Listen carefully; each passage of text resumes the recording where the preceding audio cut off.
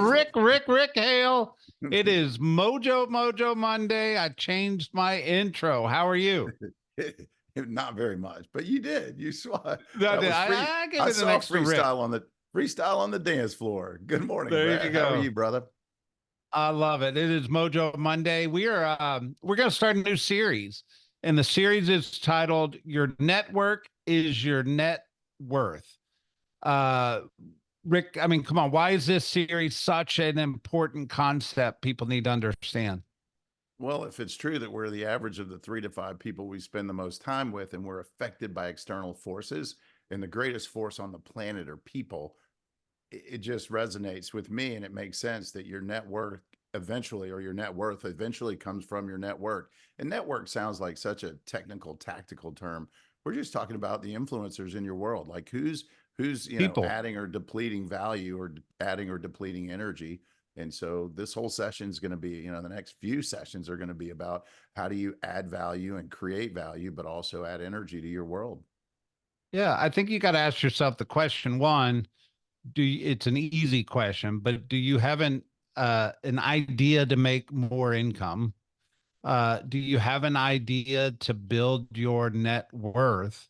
Because one of the simple concepts in life is if you want to purposefully build your net worth, you have to purposefully build your network, right? And it doesn't mean that it's hard. It just means you have to go at it with conviction. You have to go at it with purpose, right? You do, for sure. Well, and also quality people help you see things in yourself that you might otherwise not see. It's Mirrors don't really depict accuracy, but when you see yourself through the lens of someone that you respect and that you like, and that has core genius or talents in areas that you're working for or striving towards, it changes everything. And so that's Yeah. part of the, it's not always what other people can do for you. It's often what they help you see in yourself that inspire you to swing the axe one more time as you continue to chop wood and either grow your business or grow in any area, frankly, of the wheel of life. This is not just about making money. Money is usually the byproduct of doing things really well in an Yeah. environment where consumer needs or wants what you have to offer. Absolutely. And your net worth could translate to who you are as a human being, right? Hmm. Uh, but I do think you brought up an interesting point because there's a concept of the network above you and the network beside you, and a concept of the network that you're connected to, right? And I think today we really want to talk about kind of those people in our life that maybe accidentally they made it into our life, but sometimes we purposefully sought them out, right? And that purposeful action changed the trajectory of our life. And, I mean, I've got millions of examples, but I think the clarifying question, Rick, is who in your life is helping you level up? If we're talking about the people that maybe are above you, or some kind of mentor or coach or influential person that really poured into you, or you sought amazing advice from, who in your life, in your network, is really helping you level up? How would you frame that? I mean, so one thing is I do know that gratitude is a superpower, and it's really cool to remind yourself to stop, pause, and reflect on things in life that have shown up that were timely and purposeful and that were almost magical. And so part of the question I think you're asking is who's been magical at the right moment that inspired or triggered or sparked. And it could, like you said, could have been a coach, a consultant. It might have just been an inner circle friend. It could be someone, it could be a boss, a prior employer, or someone that you looked up to and respected, who saw something, again, as I said earlier, that they saw something in you that you didn't see yet, you'd hoped for, you thought for, maybe. And then because of their seed, they planted a seed in you. And that seed, you were able to fertilize, germinate, and create a path of evidence and start small steps towards that outcome, or that better version of yourself. And so, yeah, there are people in your past that you should be honoring regularly. There's good energy and gratitude. It always reciprocates as well. And there are a number of people that when I look back, and it's not a long list. I mean, there's been plenty of friends and people that were positive influences, but not like that magic moment or that person that really helps you level up. So I think that's where we're going, is what are the, 3 to 5, 6 people in your life that you look back, whether it's a school teacher or, Yeah. a close friend or a mentor. 100%. I mean, the first person that pops in my head is a lady named Lynn Lyncher, and she would really was kind of my first professional mentor early on in my career, and I was working for her, so I didn't purposefully find her. I actually accidentally, through career trajectory, she landed in my life, but she challenged me to study and own the skill set of what's called Socratic selling. It speaks to Socrates, and it's literally the concept of Socratic selling is, how do you ask great questions? So, Hmm. for instance, if I was going to sell some product, a lot of people go into presentation mode. They go into features and benefits. They go into, hey, let me tell you all about it. Where the Socratic selling method is, let me ask you the 10 great questions that would cause you to make that purchase, or that would cause you to would consult you to do business with me. And it's a skill set, right? And if I'm honest, that skill set has transcended my entire career. I feel like I've worked really hard at asking great questions because she was in my life and challenged me to do that early in my career. And I'm forever grateful. The challenge with gratitude is, if you don't take action on gratitude, sometimes those people they pass away, right? And you never had that moment. Luckily for me, she did recently pass away, but luckily for me, I was able to share that gratitude with her over the course of my life. So I feel very grateful that I had that opportunity. But it certainly changed the trajectory of my career, right? Yeah, that's amazing. And high-minded, really talented people thrive in environments where they're adding value and helping people. So, just as important as it was to you having that experience, I bet hearing that from you really, really, really made a difference, in how she saw herself. Because again, quality people, the greatest gift we have is the gift of love and kindness and thoughtfulness and leveling others. So leveling others up. So that's a beautiful story. Yeah, and Thank you, sad man. to hear we lost her. But one thing's for sure is that, life's not finite. I mean, it's excuse me, infinite. It is finite, and you just never know. So don't miss an opportunity to thank someone or to give credit where credit's due, and don't wait for tomorrow or another day. And again, the gift of love and gratitude is really reciprocal. So, cool story. Yeah, and for Yeah. me, Who's I helped you left up? Yeah. Who's well, helped you level up? well, it's funny because there's an endless list, truthfully, of people that showed up at the right time. And, and I believe in this theory that Jack Canfield created called the inverse paranoid theory. Have you heard of this? I I've bet you never have. heard of this. Come on, man. So there's a great book called The Success Principles by Jack Canfield. It's one of my favorite all-time books. And it's 66 chapters, man. It's a thick book. But because it's 66 chapters, every chapter is like 3.5 pages. So there's a sense of accomplishment. Every time you turn a page, oh, I got another chapter done. One of the Yeah. chapters is called the inverse paranoid theory. And the theory is the opposite of Murphy's Law. And it just says that the world is conspiring to your advantage. And I think when you wake up with that attitude, you tend to frame things in ways that are more productive and positive, as opposed to thinking everything's working against you. I prefer to wake up and think the world's working for me. And in the spirit of, that, I think I've attracted some cool people. And even the people that weren't as cool as I'd hoped, I extract something positive and I discard the rest and move on. And so I've got a long list, but the short list includes a fella, and I can't even remember his name. I wish I could. And I'm absolutely certain he's passed on because I met him. He was a college professor. So that would have been in 88, 1988, and he was already in his 80s. So the math doesn't work. Yeah, no, the math works on me. Long story Uh, short, he was an English teacher who had a stroke, and he could only write with his left hand, but he was right-handed, and the he would write stuff on the board. It was like hieroglyphics, Brett. I couldn't read. It was foreign language because it was just horrible penmanship.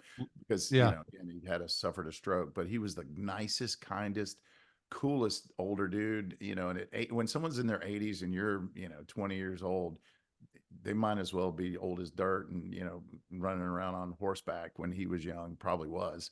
All that said, one day he pulls me up and says, "Hey Rick, you've got a gift for writing. You should consider being a journalist." He'd read a couple of my papers and was flattering of me and complimentary. And I was curious, as you'd probably guess, and I said, "Well, tell me more Yeah. about that as a career," because I had always envisioned myself an entrepreneur and a business person, and maybe sales. And he said, "Well, you travel the world, you meet exotic people, you write stories and articles about unique, creative, and fun things, and you get to experience life vicariously through all these unique people." And I said, "Well, that sounds fun. How much do they make?" And he goes, "Oh, you'll never make any money. It's a passion career, not a monetary career." And for me, that was a deal breaker because I had this vision of entrepreneurship and leadership, and that didn't seem like either of those.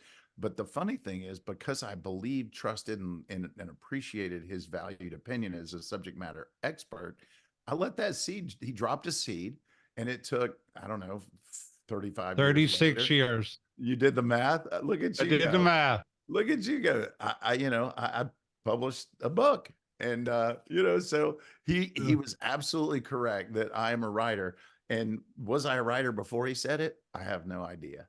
But that seed kept showing up in my life, and a reminder that maybe I should pursue that because I've got a certain, and we all have gifts.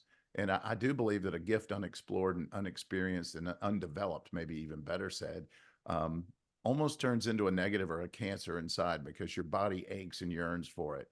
And so one of the questions today is, where do you ache and yearn? And are you exercising that in terms of your network and your connectivity to people that help see things in yourself or help you develop in that way? Yeah. So he I was had a a thought as you tremendous. were speaking. Sometimes we can have network or people that pour into us that we've never met. And what I mean by that are authors. A lot of times you can read a book, and in a way, Jack Canfield became a part of your network because you read that Yeah. book and it Yeah. poured into your life, right? And I think that's a really cool concept because from a legacy perspective, I'm not certain, but I'm pretty sure Jack Canfield has since passed away. But he's still in your network, right? I may be wrong on that, but We should it fact really check doesn't it. matter in the concept.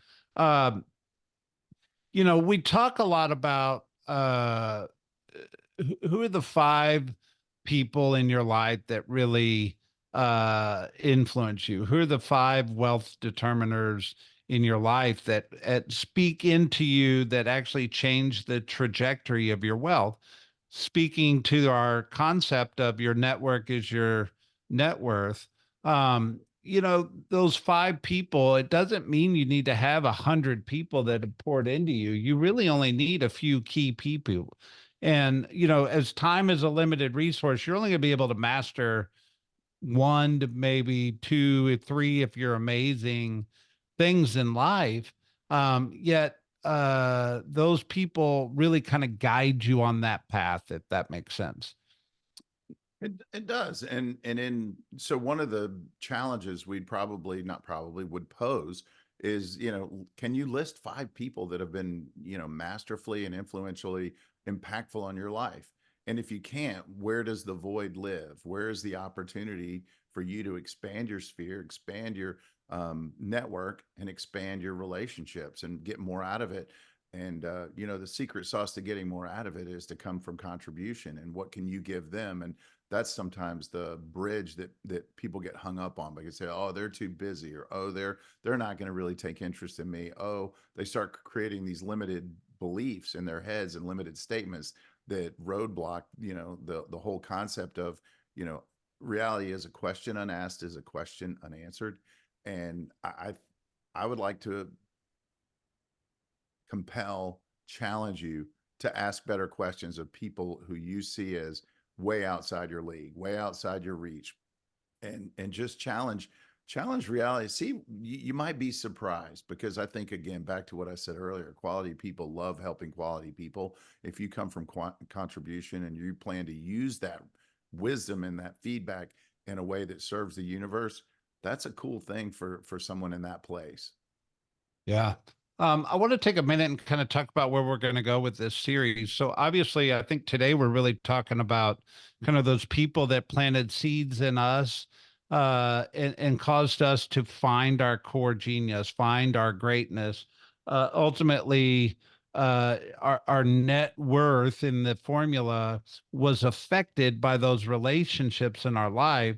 So if I'm a 22-year-old Brett Caldwell, I probably don't have a lot of answers to that yet. I might have had a high school teacher that challenged me or something like that, but the journey of life is becomes richer the more you really understand who you are as a person, right?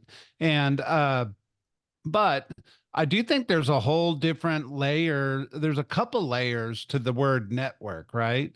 And we're going to talk about like being able to be a connector. We're going to talk about being able to build a network where people love, like, and trust you. We're going to talk about a bunch of different layers to this. Yet today's layer is really about that layer of people that will change the trajectory of your life. Exactly. And to really see the road ahead, it's to me, wisdom lives in examining the road behind.